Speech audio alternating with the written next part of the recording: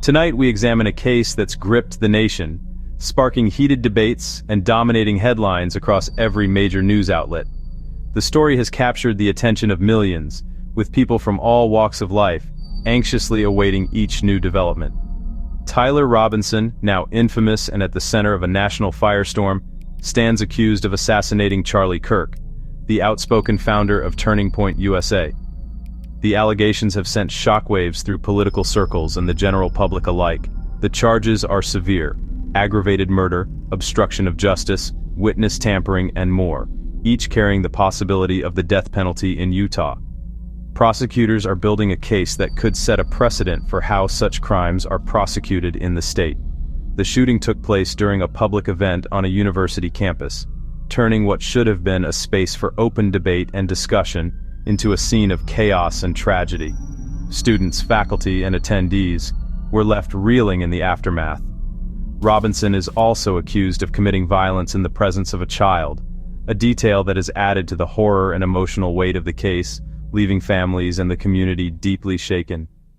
As legal proceedings begin, the country watches with bated breath, aware that this case is about more than just one man. It's a reflection of our fractured political moment and the deep divisions that run through our society.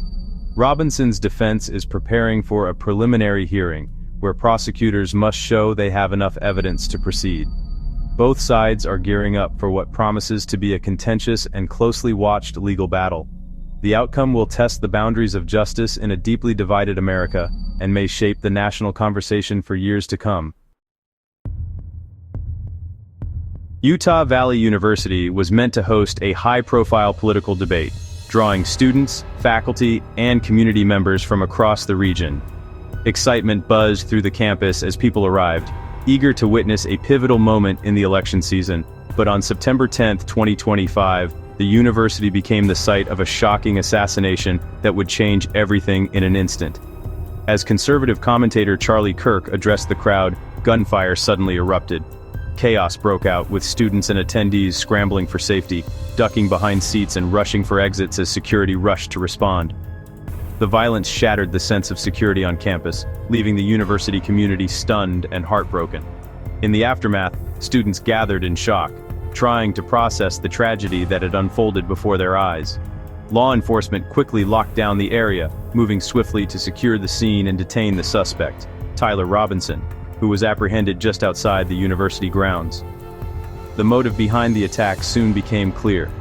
Authorities pointed to deepening political polarization, with Utah's governor publicly calling it a political assassination and urging for unity in the face of division. This was no random act of violence. It was a targeted attack, fueled by the toxic rhetoric and anger that have come to dominate our national discourse, both online and in person. The event quickly became a symbol of how words and political divisions can escalate into deadly action, sparking conversations about responsibility and the power of language. The nation was left to grapple with the consequences, as communities everywhere mourned and questioned how such violence could happen here. Prosecutors are seeking the death penalty, arguing that Kirk's murder was not just a crime, but an attack on democracy itself. The charge of aggravated murder, combined with the political motive, elevates this case to the highest stakes. Legal experts say the prosecution will focus on the assassination's ideological intent, painting Robinson as a political extremist. If convicted, the trial will move to a penalty phase, where prosecutors will argue for the ultimate punishment. Their message, political violence, will be met with uncompromising force. The outcome could set a precedent for how America responds to ideologically driven crimes. The evidence points to a chilling political motive, one that has shocked the community and drawn national attention. Investigators found a bullet engraved with "Hey fascist, catch," and a note Robinson allegedly left: "I had the opportunity to take out Charlie Kirk, and I'm gonna take it." These items were discovered at the scene, adding a layer of premeditation. After the shooting, Robinson reportedly texted his roommate, admitting responsibility. This text message has become a crucial piece of evidence. Prosecutors say these details show premeditation and ideological hatred, painting a clear picture of Robinson's intent. Robinson allegedly told police he acted because he'd had enough of Kirk's rhetoric. further solidifying the political motive behind the act. The bullet, the note, the texts, and his statements all form a powerful narrative for the prosecution, making it difficult for the defense to counter. The defense faces an uphill battle against this overwhelming evidence, struggling to find a viable counter-argument. The case is a stark example of political animosity turning lethal, highlighting the dangerous consequences of extreme ideological divides. The road to a verdict is complex, especially with the death penalty on the table. In Utah, all 12 jurors must unanimously agree to impose death. One dissenting vote means life in prison. Jury selection will be critical, as both sides seek jurors sympathetic to their arguments. The defense will highlight mitigating factors, hoping to sway even a single juror.